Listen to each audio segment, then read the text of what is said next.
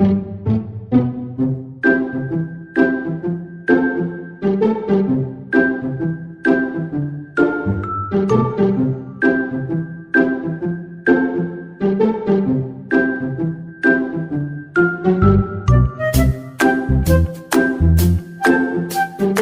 guys! Welcome back sa panibago na namang video!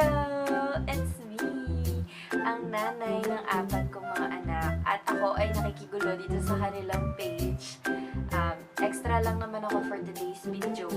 Dahil gusto ko lang naman i-share yung sagot dun sa tanong kung magastos daw bang mag-maintain ng Siberian Husky.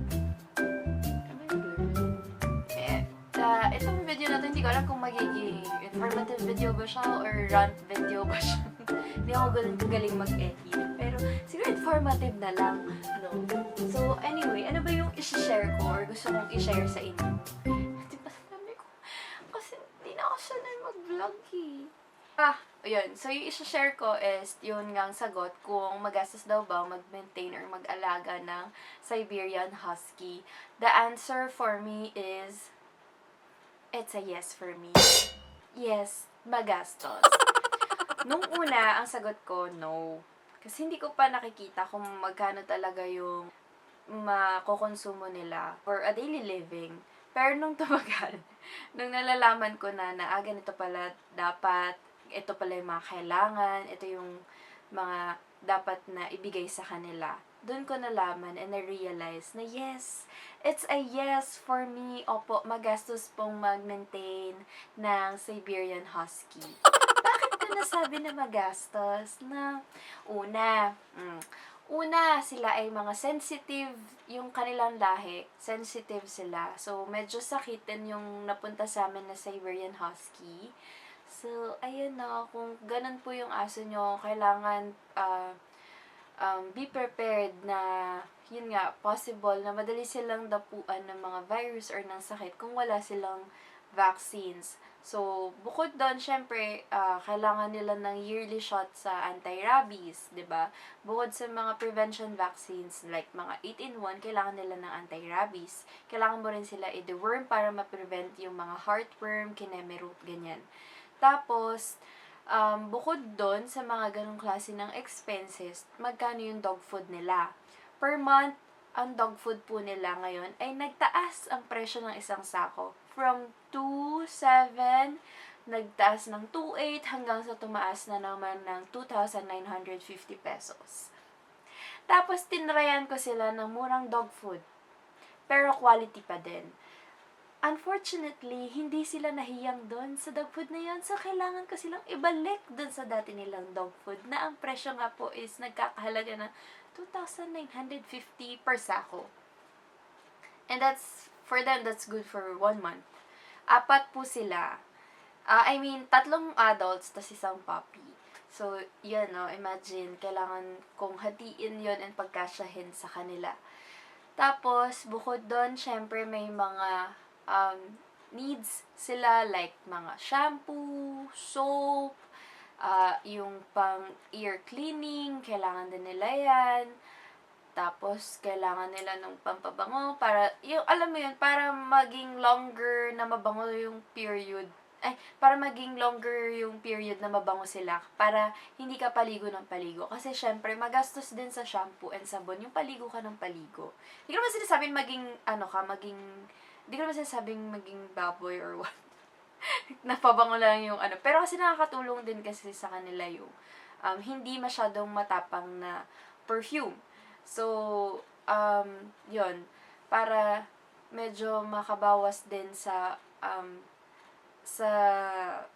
frequency ng pagpapaligo sa yun ay aking hack lang naman. So, syempre may mga ganon. Tapos, bukod dun, meron pa kapag nasira yung leash nila, kailangan mong palitan. So, diba may mga ganyan, may towel or may disinfectant and may sabon ka na kailangan i-consume dahil kailangan mo linisin yung paligid nila and yung mga poops nila, kailangan mo or yung mga wiwi nila, kailangan mo syempre alisin yun, otherwise mamamaho ka. So, yun yung mga kailangan na i-prepare ng isang mag-aalaga ng Siberian Husky. And imagine, hindi naman mura ang mga bilihin na ngayon. Magkano ang isang galon ng disinfectant? Pag sabihin mo na, bumili ka ng maliit, hindi mo naman masasabi na makukonsume mo siya for a longer period of time. So, kailangan mong bumili yung sapat sa panahon na magagamit mo. 'Di ba? Kailangan, kapag may puppy ka, kailangan meron kang wipes. Kasi kailangan mo linisan yung mga dirt and mga basa sa kanyang katawan. Kasi hindi pa naman siya pwedeng araw-araw maligo Or hindi naman siya pwedeng super, laging dapat naliligo. So, di ba, kailangan i-wipes mo pa yun, parang baby, di ba? Bukod doon, kung kailangan mo siyang i-potty train, kailangan mong mag-prepare ng potty tray. So, di ba, kung gusto mo siyang magkaroon ng disiplina sa pagpapati, so, kailangan mo pa bumili nun. And, kailangan mo din mag-prepare ng amount para sa vitamins, di ba? Vitamins.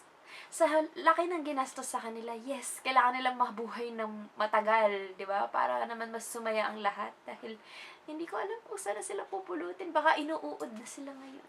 Anyway, kidding aside, So, yun yung mga kailangan paghandaan ng isang fur mom.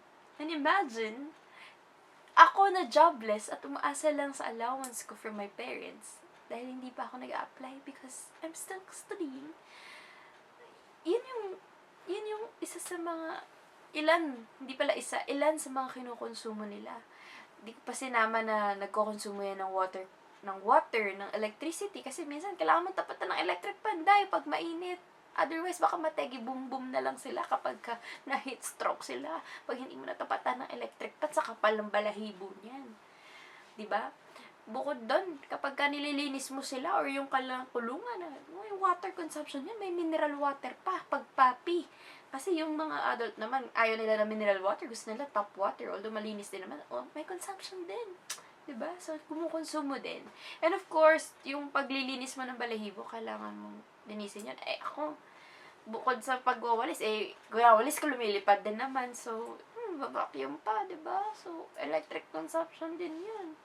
So, may mga ganon silang expenses. Rant po ito.